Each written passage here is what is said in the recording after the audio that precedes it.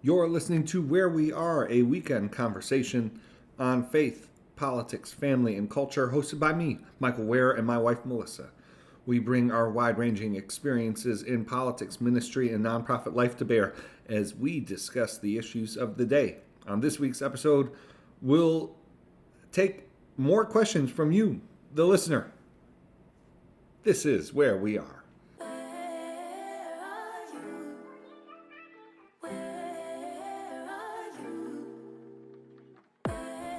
This is Where We Are. We are the Wares. I'm Michael. I'm Melissa. Well, Melissa, the world really is still reeling from Hot Banana Pepper Gate. But we are back. Welcome to my humor. We won't be canceled, and we're back to take additional questions from listeners as we barrel towards Christmas. I know, it's almost Christmas time. Yep. Do you want to tell the good people what our tree looks like downstairs? Yeah. I bought we always have fake Christmas trees because I tried a real Not always, yeah. I tried a real Christmas tree one year and I said never again. Thank you. And so now we have two Christmas trees, which feels luxurious. And so I went out and bought new lights because our old one was never pre-strung up. I bought colored lights this time because that's what Saoirse asked for. And I apparently bought one half twinkling and the other half still. So our tree looks like it's, I don't know, drunk at a disco. I'm not really sure. It looks like a Griswold type tree right now at this point. Yeah. But yeah, I'm so excited for Christmas. My birthday is next week, and then it's Christmas. What do you want for Christmas, Michael? Oh, I don't have a long wish list. What I really hope for is really to give the gift of my book, which you can pre-order. I caught Michael off guard with this question, and he immediately, you scored yes. On that round. Yes. The Spirit of Our Politics, out in like 6 weeks. But yeah, I don't know if I have. You want Slow Food Fast Cars by Massimo Bottura. I do. And Lara Gilmore. I really do want that. What about you? I want perfume, but you're refusing to buy me more perfume because I haven't used up all the perfume I have, which is just a very, I'll just say it, just a very husband-like thing to say, to be like, yeah, you got to go through all your bottles of perfume. And it's like, no, the point is to have many bottles of perfume, and you go through it for like 50 years, and like your grandchildren eventually inherit it, like that kind of thing. But yeah, I want some more perfume. I want some hair care, some makeup, like the things that I always want. I like how you're selling me on perfume as an investment, as like a long-term investment. Like think of Saoirse and if Ilaria. You consider inflation, like how much this perfume would cost for our grandkids, 40 years from now. Yeah, this is our generational wealth. Yeah. Yeah, no, and at least it smells nice. Yeah, that's the point. Let's get to the questions. Okay, so we are going to start off with, if President Biden were to drop out, which nominee would we want personally and electorally? Obviously hypothetical. This is not going to happen. Knock on wood. True, yes. I honestly do not have like I wish this person was running kind of like, especially I have candidates I think would do well. I don't really have, to be honest, like a candidate. It's like, oh, I would love to see this person be president. Is there I had the exact same reaction to this question, and it really told me a lot about the Democratic sort of pool right now of who comes after Biden, who will be running in 2028. I can come up with some people, especially on the electoral side of things, where like, yeah, there are pathways for them. There are ways that, they already have a base, or like they definitely would fundraise well. Like, for example, if we were to go to like the progressive side of things, I actually really like AOC. I personally really like her. I think it'd be interesting to see her run for president. Should she be running right now in 2024? I don't think so. But, for somebody interesting and exciting, who I think has interesting ideas that I don't always agree with for absolute certain, I think of somebody like her. I think of that congressman in North Carolina, but again, not for 2024, but maybe for 2028, who talks directly to the camera, is young. Why am I blanking on his name? Why am I blanking on his name? Josh? No. He's running for AG now. Yes.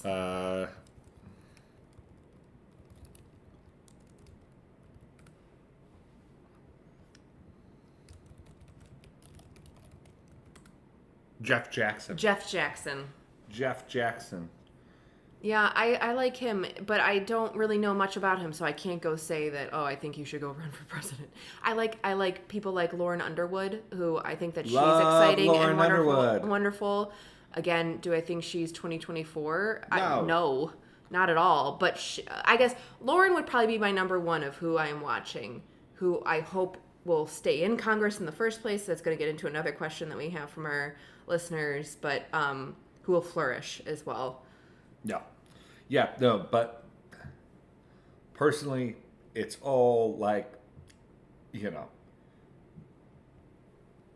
am I 60% excited for this person to run, or like 65? Like that's that's like the ceiling at this point. Yeah. Okay, so what are our thoughts on so many leaving Congress? It's depressing. Right? Ideally, the people who are serving,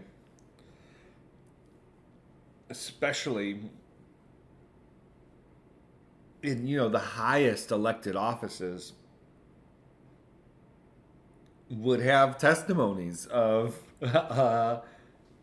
service and time well spent. And instead, we have this cascade of members of Congress retiring. And not just retiring, like they're not saying I want to spend more time with my family. They're not. They're saying this is a waste of my time. Yeah. They're saying like this is. I could be more productive doing anything else. So I wanted to ask you, because that's the thing that is noticeable about this, and is it noticeable because it hasn't happened like this in the past, or am I just forgetting another era of like 20, 30 years ago where there was this exodus, and the reasons why were Congress is ineffectual and it's a waste of my time and nothing gets done and I can do better elsewhere. Has there been another time? It's not like new. It's not like these things have never been uttered before. No, I know I that. will say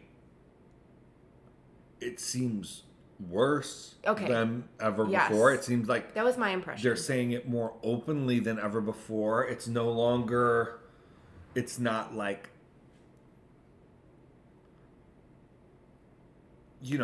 random quotes from someone who left office 3 years ago who's doing some event in DC. This is what people are saying as they announce their retirement. Like this is a public reason that people are giving. And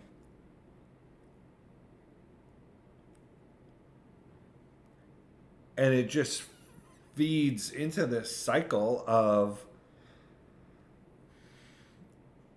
politics is supposed to be about public service. Politics is supposed to be a vocation, but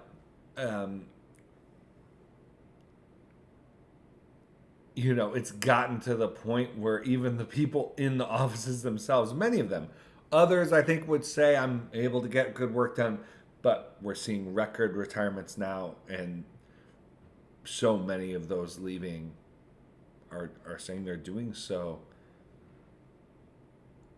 not because it's difficult, not because, the typical thing, Melissa, would be, I have to spend too much time raising money.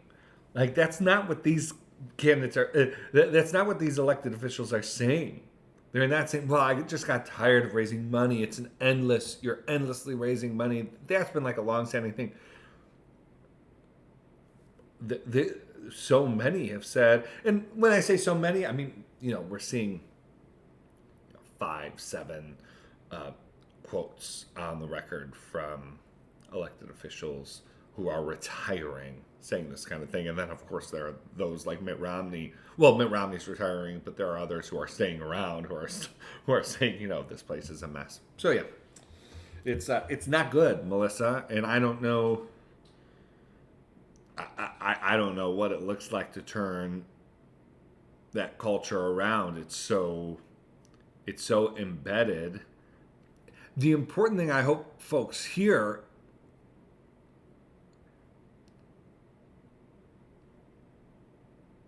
is how much the people are the problem. They're not saying like, oh, if we just had some reforms, everything would be fine. No, it's just like the culture of our politics is just people who have dedicated huge portions of their life are saying this isn't worth it. Yeah. On that note, let's transition to two listeners sent very similar questions, so I'm putting them together. So will Senator Joe Manchin run, or will there be a former Representative Liz Cheney / Manchin unity ticket? I doubt Liz Cheney would be on a ticket. She expressed, I think she's expressed openness, if not outright support for Biden. Yes. She's certainly expressed, obviously, she's not going to support Donald Trump.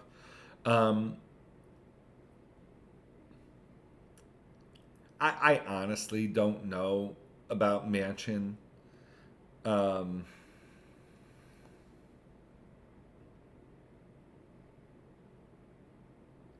I honestly don't know if I want to offer an opinion on that because here's what's kind of like. There's such like a Joe Manchin. So many people dislike Joe Manchin. So many people. There's such like a narrative, which they all have egos, but that he's an egomaniac and he takes these stands just to draw attention to himself. And so why wouldn't he run for president? This is what he does. I'm like not sure.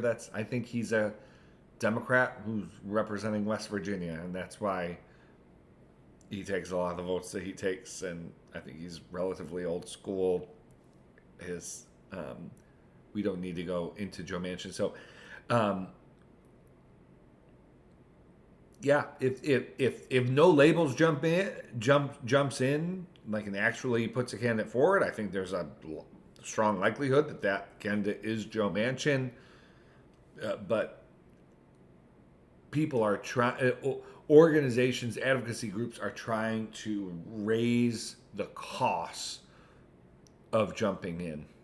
Yes. And so it might get sort of bartered away, and we might not see anyone other than RFK, Cornel West, Jill Stein, jump in this race. Yeah, I agree. So what advice do you have for young Christian professionals working in policy or politics? Well, I love this question. The Center for Christianity and Public Life runs a community for young Christian political professionals. And so I'm working with them every day, and even long before this job, I have worked with young Christian political professionals, and not that long ago, I was a young Christian political professional, believe it or not. I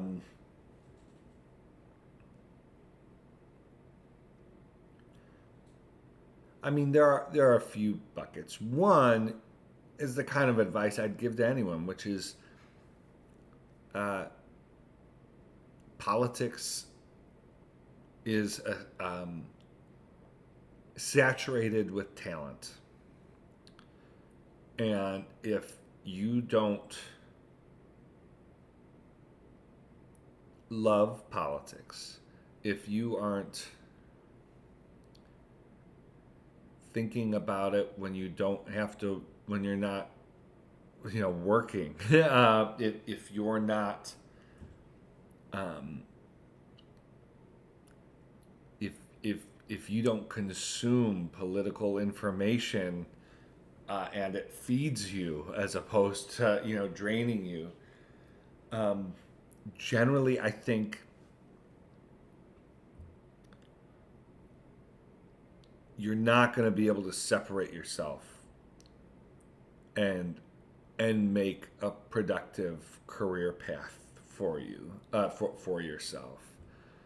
And moreover, I'm not sure you would want to. Yeah, like if you don't really. When I talk to young people, I talk to them about like what separates folks out is their ability to get inside the rhythms and the logics of our politics. And there's no shortcut to doing that other than focused, extended attention and study, both of the theory and the sort of like the academic side, but also just reading the news, watching how news makers operate. I recommend political biographies to young professionals I work with. Anything you can do to sort of like get inside the logic of our politics is just gonna be vital. For Christians specifically, yes, you need to. I wouldn't go into politics in a half-hearted sort of way. And most of the Christians I meet, that's not their problem. Their problem is this over-determination, this over-identification of their political goals with their faith itself. And that is a sure course to disenchantment, to burnout, to, in many cases, a crisis of faith. And so that is specific and important advice, which is don't wait. You don't want to find yourself having spent 25 years of your career placing undue moral and religious burdens on people because you got sucked into a particular slice of a political Christianity and you mistook that for being the article itself. So yeah. Yeah, I mean, you created the Community of Young Christians in Politics even before CCPL was launched, like a good, year before it was launched, because you were meeting with young people who maybe are just a few years behind you, who time and again could not find community where they could find people who were just as interested in politics or in their niche issue as they are, but also were guided by their faith. And when it came to the day-to-day of their job and the questions they had to answer and the lines that they had to take and the memos they had to write, would sometimes struggle that there was no community for that and kind of felt like they were adrift. And you had like at least once a month a coffee with somebody, it felt like. And so finding community, finding other people who match up with you in that way, I think is huge, because DC is so transient. If we're talking about politics and policy outside of Washington, D.C., especially if you're in a smaller pool, it can become pretty isolating. And so in general, finding others who are in the same boat as you is really important, especially from the burnout side of things, from the days where you get really discouraged, or a crisis happens, or a decision that was made didn't go as you thought it would, or as your principal or leader of your org or in your in the Hill office, whatever, it didn't go with the way that they thought it would. I think that's or thought it should. Yes. Yeah. that it's very important to surround yourself with people. And a lot of times, especially if you're DC based, it can come through finding a church. And every church that we've ever attended, you will find a bunch of people in those, especially in the DC area, where they're working for all kinds of government offices or in positions. It's DC is a place where you can find a great church that obviously helps you in your faith walk, and then there's usually going to be people who attend it who are working in politics. Yeah, it is.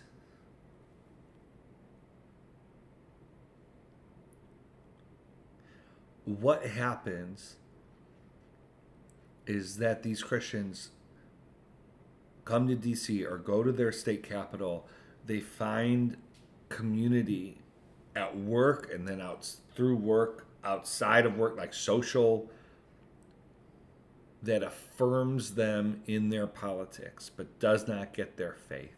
And then too often they go to church and there's either indifference or antagonism. And so they're getting affirmation and a sense of purpose from their political community. They're getting mostly, I think the overwhelming sort of thing is just indifference isn't even the predominant thing. It's a, most of the people you'd meet at church aren't thinking about politics as much as these young professionals are. And so there's just like there's a disconnect. There's a translation issue. What's important to realize is that translation issue is good. It's a vital thing. It's part of what it means to be a well-rounded. It will help you become a well-rounded human being, and dare I say, it will make you better at your job if you're not constantly around people who see life primarily through a political lens, particularly your political lens, and particularly who think that their faith inevitably leads to a particular political expression. So yeah, there's so much else I could say. I've logged hours and hours and hours of coffees and conversations, and I love it. It's always been your favorite. Yeah. So the next question, it's a great one too. How do you make or maintain friendships as adults? Through effort. I have found that this is speaking specifically to my personality, but I know a lot of people will identify with this, is that because I'm the type of person who isn't vocal with my wants and my needs, I'm very insular in that way. I have learned that with friendships as an adult, that if you like someone and you like being around them, you like their company, you like hanging out with them, you like going to concerts with them, I have found that it's really helpful to tell that person point blank, I really like hanging out with you, especially if this is at the beginning of like a burgeoning friendship, because we all know that starting to make friends is like the most difficult part. And I've also now been very vocal, especially if I get into like a networking situation and I really hit it off with somebody, I say, I'm available to hang out, and that's actually a real offer. That's not a fake DC type offer where I'm actually just saying it for a pleasantry. Like, I actually mean that. I think you're really fun and interesting and cool. It's almost like dating in some ways. So I've learned to be very vocal, to affirm my friends as well, because I'm usually the type of person who shows love through acts of service, because I like acts of service being brought back to me. And I've learned that for a lot of people, they need to be verbally told, I really like you, I want to hang out more, or I really miss you, can we somehow make this work?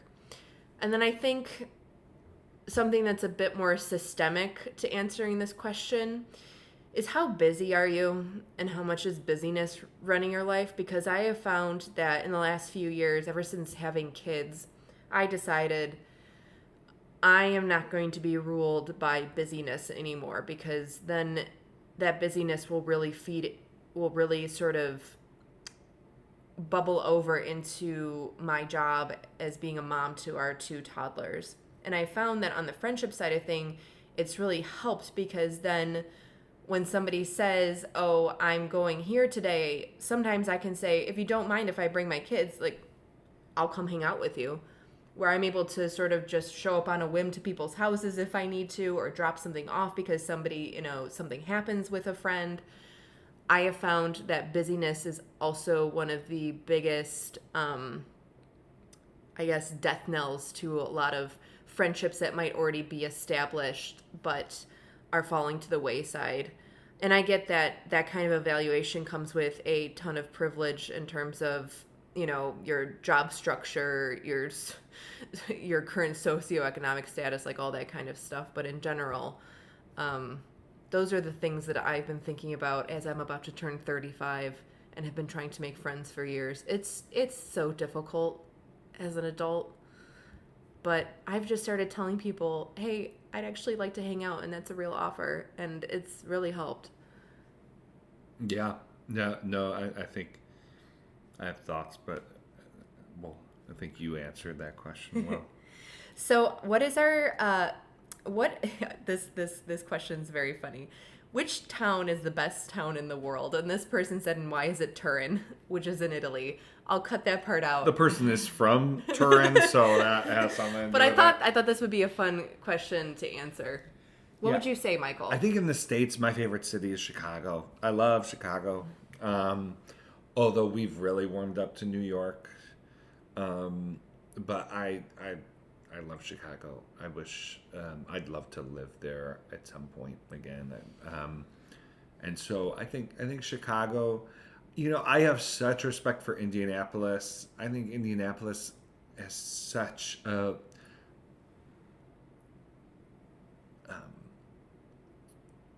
there's such a it is one of the most healthy cities civically that I'm familiar with.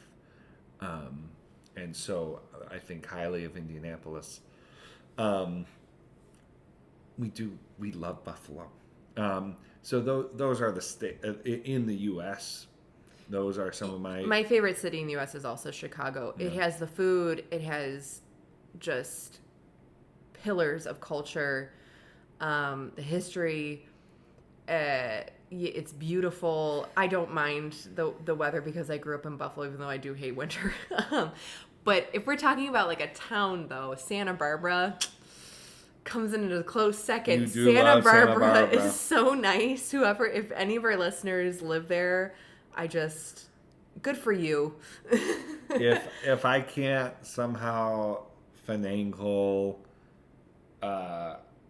some kind of halfway retirement position in Italy, I think you'd be thrilled if I retired, became a professor at Westmont, and we lived out our senior years, our elder years in Santa Barbara. Yeah. Yeah, but in terms of the world, it's a tie between Bologna and Berlin. Bologna is my favorite, but we're talking about the best. I think in terms of like other elements, I think that Berlin is a great city. Yeah, I mean, if you're gonna Florence. I like Bologna a lot, but yeah, if you're gonna just flat out like not what city do we enjoy most, but like best city, Florence. I never get sick of seeing that Duomo. I know, it's so unbelievably beautiful. So yeah. Is there any? Yeah, I mean there are other cities we've liked. We like Prague a lot. Yeah, Prague is beautiful. I love London. I've always loved London. I was just going to say London. London's always been a top Florence, 3. Bologna, Berlin. I think those are good 3. No. All right, final question. This is a good one to end on. What's our favorite Christmas carol and Christmas snack? Oh, I'm your favorite Christmas snack. Yes, you are. Yes, you are. Why am I always ending our podcast in this way? So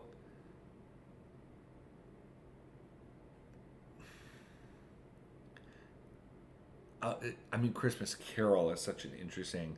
Yeah, I love. It's specifically Carol. Yeah, I mean, I love Have Yourself a Merry Little Christmas, but that I don't think qualifies as a Christmas No. Carol. Um, I Oh Holy Night. Yeah. Yeah, that's my second favorite. My favorite is Carol of the Bells. Okay. I loved singing that one Yeah, because I like how fast it is. yeah, And it kind of sounds a little bit eerie. yeah. No, yeah, for sure. And then what was the other part of that? Our favorite is Christmas snack. Yeah, I'm not a big. Really? Yeah. I love Jingles cookies, Keebler's Jingles cookies with like the anise flavor. I was obsessed with those growing up. The Little Debbie Christmas trees. I just bought Melissa. I just bought 2 boxes yesterday. Okay. I mean, we did this for we answered this question for That Sounds Fun Network. Yes. And mulled wine, and not even. I mean, sometimes. I mean, especially if it's like, I mean, it's Christmas. It's cold out, warms you up, but I just love the smell. I love the smell in the house. Last year or 2 years ago, I made mulled wine and never drank it. Like I just realized, you like asked me like what is going on here, and I'm like, oh, like I made it. I think I meant to drink it, but then I just was so happy about how it smelled in the house that I totally forgot. Yeah. The one last thing that I have to say, because you're gonna laugh at this, but always on a plate of Italian cookies or really Christmas cookies that you gift one another in Buffalo, they always used to have the peanut butter blossoms on them, aka the peanut butter cookie with the chocolate kiss in the middle. Yeah. I love those. Great. That's a great Christmas snack too. Yeah. Yes, when I see those cookies, I immediately think of Christmas, childhood, the whole thing. Yeah. Well, dear, you are indeed my favorite Christmas snack, if I was going to be honest. Right. And as always, thank you to our listeners. You've been listening to Where We Are. Bye.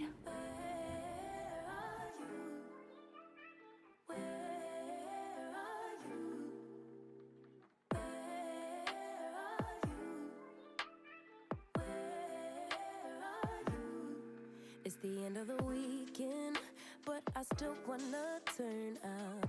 Yeah, I still wanna turn up. All I want is to go.